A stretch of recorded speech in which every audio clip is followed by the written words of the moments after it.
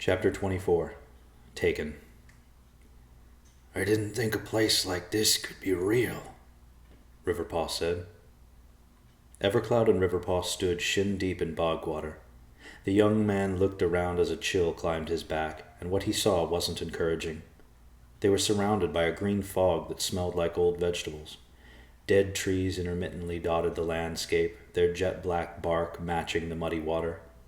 Neon green moss grew on the trees like a disease, and large clumps of the same moss floated randomly on the bog's surface. It all made Evercloud feel hollow. "Should it be this cold?" Evercloud asked as he fought shivers. "This bog is evil," Riverpaw answered. "It's sucking the warmth from us." A vulture screeched high in a tree, and Evercloud looked up as it bobbed its head. He thought it looked like the vulture was laughing at them. "Did you say something?" Riverpaw asked. "No, that was the vulture." "Not the vulture. I heard whispers." Riverpaw watched the fog in suspense. "Listen." Evercloud focused his hearing on the surrounding bog, and just as he was about to tell Riverpaw he didn't hear anything, the noise finally reached his ears.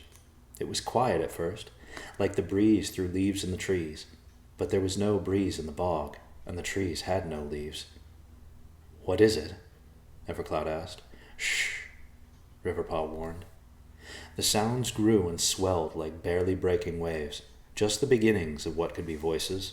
Small whispers came at them from all directions.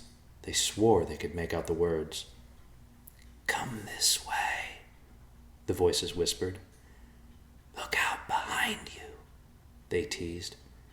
"She'll make soup of your bones." "Who's there?" Riverpaw called. "Shut up," Evercloud whispered. "I don't think we should announce our presence." "But the voices," Riverpaw said. "Probably don't want to help us," Evercloud reasoned. "I don't think we should listen to them." "Well, I suppose we should start moving then," Riverpaw said. Evercloud looked around with his arms extended. "Take your pick." "How about the direction we're facing?" Riverpaw said and shrugged. "Looks as good as any other direction." With little cheer, the cousins moved through Oldham's bog, one soggy step at a time. The dead black trees with their skeleton branches reached for the sky like the hands of drowning men, while Riverpaw and Evercloud scanned the sickly fog, hoping to find a clue. At one point, Evercloud slipped on a patch of moss and tumbled into the water. He came back up, soaking and gasping for air, his body revolting against the icy liquid. Riverpaw helped him to his feet and picked some moss off his shoulder. "It's freezing," Evercloud breathed. Riverpaw looked at him empathetically. "I suppose walking might warm you up?" Evercloud shivered and nodded as they continued on their search. "Don't come any closer," the whispers continued. "Stay away. She will set fire to your flesh." Another vulture screeched far behind them. "How are we supposed to find anything in this place?" Riverpaw asked. "There's nothing but desolation and those creepy voices. Maybe we should try talking to them." "I don't think so," Evercloud said. "There's got to be something we're missing. Maybe we should check the trees." They walked on and inspected the trees they came across. A couple times, Evercloud stood upon Riverpaw's back to get a closer look at the branches, and a few times Riverpaw tore bark from the tree trunks. But still they found no clues. They had been walking for what seemed like hours, and there was no change in either the temperature of the air or the thickness of the fog. They moved to the next tree, and what they saw crushed their spirits. Bark had been torn from the trunk, and Riverpaw recognized his own claw marks. "We're walking in circles," he moaned and shook his head. "I can't believe we're walking in circles." Evercloud sat down on a mound of green moss and put his head between his knees. "We need rest, Riverpaw," he said. "We need fresh minds and bodies to figure out this puzzle." "Where would we rest?" the bear asked. "In the cold water?" "Well, we can't hope to continue like this," Evercloud said, raising his voice. Riverpaw huffed in frustration and leaned his weary body against the tree. It moved under his weight, and the mossy lump Evercloud sat on rose up. The young man turned with wide eyes to see Riverpaw reflecting the same sentiment. "Are you thinking what I'm thinking?" Evercloud asked. Riverpaw didn't even answer. He quickly sloshed 20 feet away from the tree and then turned back around. Evercloud knew what was coming and got himself out of the way just as Riverpaw charged the tree. The bear rammed the tree with as much force as he could, and dead branches fell to the ground. He continued to press against the tree, and finally it splashed into the bog below. "It's not much," Riverpaw said, "but it'll have to do." "It's more than I could hope for," Evercloud said. They smiled for the first time since entering Oldham's bog, and then the weary travelers sprawled out on the tree, ready to hide inside the refuge of slumber. "She'll kill you in your sleep," the whispers in the fog said.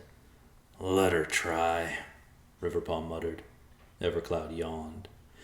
"Yeah, let her try." And with that shared fortitude, they fell into a deep sleep. The cousins woke after a lengthy rest to the cold depression of the bog. Evercloud stretched and looked around. "Well?" Riverpaw asked. "Well, I don't think we should just continue walking around randomly," Evercloud said. "That literally got us nowhere. We need a plan." They sat on the dead tree and tried to think. "You know," Riverpaw said, "I was having a pretty good dream. It was a shame to have to wake up to all of this." "Oh, yeah?" "Yeah," the bear said.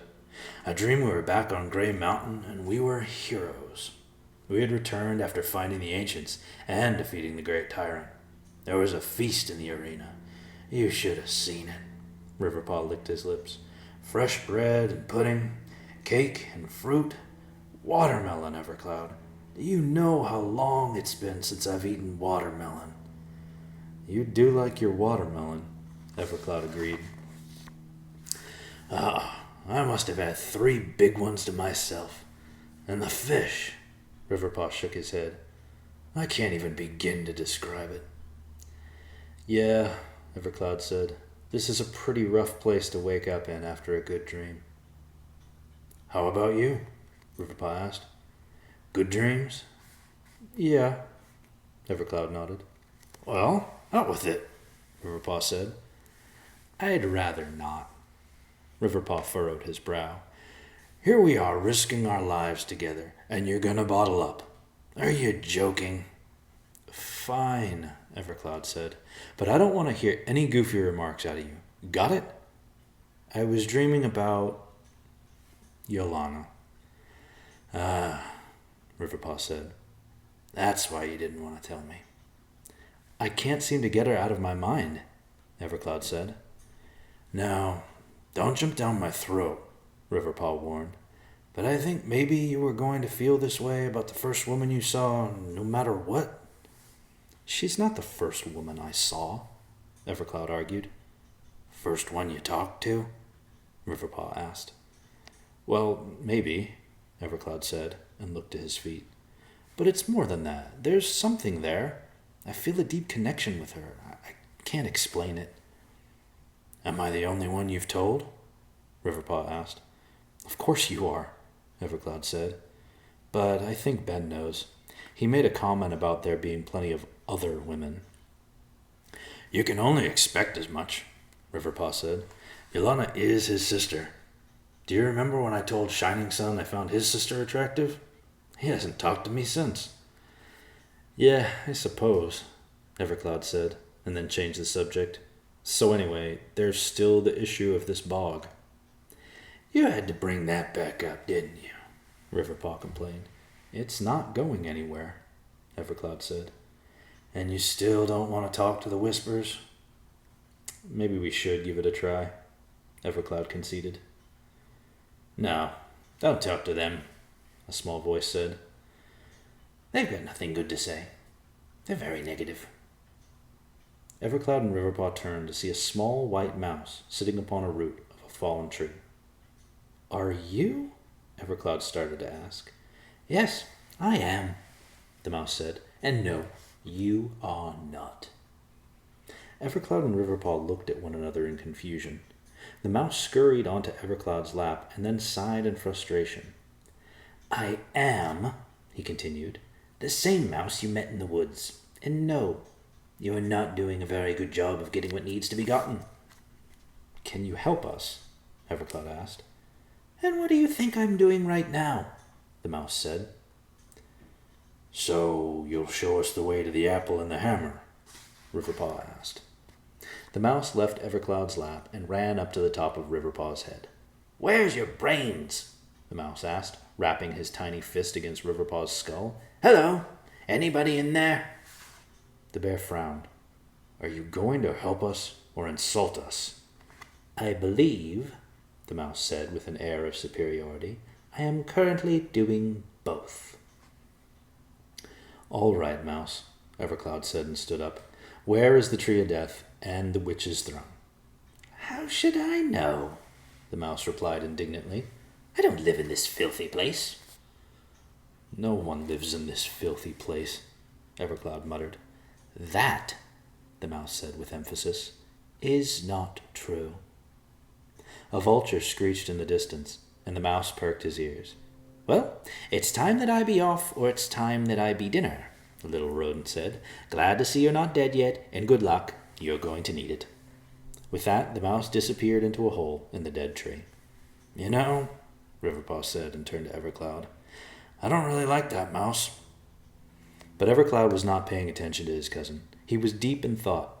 Another screech rent the air, and suddenly Evercloud's eyes brightened. "That's it," he said. "I can't believe we didn't think of this." "Think of what?" Riverpaw asked. "I'm a human, and you're a bear, and we talk to each other, right?" "Yeah," Riverpaw said. "And that mouse can talk to us, right?" Evercloud said. "Yeah," Riverpaw said again, not sure where Evercloud was going with his point. "So we should be able to talk to any other creature with the brains to do so," Evercloud said. "What's your point?" Riverpaw asked. "The vulture," Evercloud said. "The vulture," Riverpaw said in slow epiphany. Without another word, they walked in the direction of the last screech they heard, hoping they had figured out the puzzle of Oldham's Bog. "Hey, you!" Riverpaw called. "Hey, vulture!" The vulture stuck his wrinkly neck out and peered down at Riverpaw and Evercloud. He looked from one to the other, ruffled his feathers, and ultimately decided to ignore them. "Hey," Riverpaw continued, "we want to talk to you." The vulture turned his gaze to Riverpaw, and again made no reply. Then he looked at Evercloud and called out. "Human," the vulture said, "your bear is talking. Why is your bear talking?" "He can do that," Evercloud answered. "He can?" the bird asked. "Yes, I can," Riverpaw answered. "Wow," the bird said. "That's a new one." "I can also rip your stupid head off," Riverpaw muttered under his breath. "We would like to ask you a few questions," Evercloud said. "Go ahead," the vulture replied. "I'm not going anywhere." "We want to know if you can tell us how to find the Tree of Death." The black bird flew down from its perch and landed on a branch just above Riverpaw's head. "I knew it! I knew it!" the vulture said, shaking its head. "The moment I saw you, I knew you looked like those fools who search for the Tree of Death. I was laughing to myself in thinking that. You know why they call it the Tree of Death, don't you?" "Because its fruit is poisonous?" Evercloud said. "Yes," the bird replied. "So why in the world would you want to find it?" "That's not your business," Riverpaw shot back. "Now can you tell us how to get there or not?" "Look here, bear," the vulture said. "Up until a few minutes ago, you didn't even know how to talk, so don't get chippy with me." Riverpaw growled at the bird. "Please," Evercloud said, trying to keep the conversation on track. "It's very important that we find it. Will you help us?" "What's in it for me?" the bird asked. At a loss, Evercloud turned to Riverpaw for help. They didn't have much of anything to offer the bird. They only carried with them the bare essentials for their survival. Evercloud took his pack off and rummaged through it, but just as he expected, there was nothing they could afford to give up. Evercloud turned back to the bird, empty-handed. "I'm sorry," he said. "We have nothing to give." "Everyone's got something to give," the bird said. "How about a story? It gets pretty lonely out here, you know. I'd enjoy a good story if you've got one." So Evercloud told the only story he knew, his own. He told the vulture of the kingdom of bears, the ancients, the great tyrant, and then he told of their quest. He spun a tale of buffalo hunting, as well as the village of Hendrick, at which point Riverpaw added an account of the standoff with the village officers. Evercloud talked of the Floyd family, with no short description of the beautiful Yolana. He told of the giant crab, Padre Esteban, the dark passageway, and the metal statue. And once Evercloud worked up to the present, he made the rest of the story up with his imagination. He told of a noble vulture who helped the cousins find the items they needed, and how they returned to the White Mountains to free Tanturo. He spoke of how they killed the evil guardians with the apple from the tree of death, and everyone lived happily ever after. And of course, in the end, Evercloud got the girl. "What a story," the vulture said once Evercloud finished. "But I think the noble vulture was the real hero. He should have got the girl in the end." Yeah, Evercloud said. "I'll be sure to change that part in future telling." "Well then," the vulture said, "I suppose I owe you my help. I'll fly up in the sky and you follow me from the ground. We'll be at the tree of death in no time." "Thank you," Evercloud said. The vulture turned and spread his wings, preparing to take flight. "Oh, and by the way," he said, "you may want to consider changing that Riverpaw character. He came off like a real dolt." Then the bird leapt into the air. "Let me kill him, Evercloud," Riverpaw begged. "Please let me kill him." "We need him," Evercloud said. "Fine," Riverpaw grumbled. Evercloud and Riverpaw followed the vulture as he soared above their heads, and in no more than 15 minutes they noticed changes in the bog. The fog cleared enough that they could see stars in the darkening sky, and they also began to see living trees with vivid leaves that rustled lightly in the breeze. "This is almost pleasant," Riverpaw observed. It was getting difficult to see the vulture against the sky, but every once in a while he would screech so they knew where he was. Evercloud also noticed the passing trees were bearing fruit. "It's a good thing we have a guide," he said. "We'd never know which one of these apple trees was the right one." "Actually," Riverpaw said and gestured ahead, "I don't think there would have been any doubt." Evercloud scanned the horizon and saw the most beautiful apple tree he had ever seen in his life. It radiated as if it were made of light. The tree was so bright they couldn't believe it was real. They came closer and noticed its leaves tinkled brightly as if they were made of glass. Evercloud walked up and plucked an apple from a branch, and it was warm to the touch. "I never would have thought a tree of death would look more like a tree of life," Riverpaw said. "That's what it wants you to think," the vulture said, now on the ground beside them. "But believe me when I say, one bite of that apple, you'll be dead before you swallow." Evercloud opened his pack and stuffed the apple deep inside. "Well, I suppose you'll be leaving now, eh?" the vulture said sullenly. "Actually," Evercloud said, "we would like to ask another favor of you." The vulture's eyes lit up, happy to be able to retain his company for a while longer. "We need to be taken to the witch's throne," Evercloud said. The vulture's beak dropped, and he shook his head violently. "No, no, no, no, no! I won't do that. Don't ask for that. What is wrong with the two of you? Taken to the witch's throne." The vulture spat on the ground in disgust. "Please," Evercloud begged, "you must. We'll do whatever you ask of us." "I asked to not do that," the vulture said. "We have to go," Evercloud said. "It's our mission." I can't. Now the vulture was begging Evercloud. "You don't know what you're asking. You can't know what you're asking." Evercloud bent down to the bird and put a gentle hand on its wing. "Do you remember the story I told you, with the noble vulture?" Evercloud asked. The vulture nodded his head. Sometimes we have to do things that are frightening, Evercloud continued, but we have to be brave, or else there will never be a happy ending. We must be taken to the witch's throne. It's the only way. Can you be brave, Vulture? Can you do this for us? The Vulture bowed his head and sighed. All right, he said. If that's really what you want. It is, Evercloud said. And I was just beginning to like the two of you, the Vulture said as he turned and spread his wings. He flew into the air while Riverpaw and Evercloud watched, ready to follow once again. But suddenly, the Vulture called loudly into the air. Intruders! He yelled. The bear! The human! Intruders!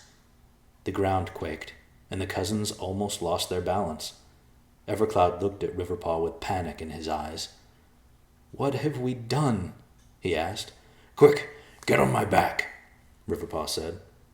As Evercloud climbed aboard, long fibrous tendrils emerged from the bog. Thick and vine-like, they wove along the surface of the water straight at them. Run! Evercloud screamed. Riverpaw splashed through the bog as fast as his legs could carry them, but the vines, green with moss and bloated with bog water, gained on them rapidly. I told you, the Vulture cried. I told you I didn't want to do it. You fools! I told you! More giant vines rose from the wet blackness, and Riverpaw ran with every ounce of energy he had. Alas, it was no use. The vines caught them, wrapped around them, and dragged them down underneath the freezing waters of Oldham's bog.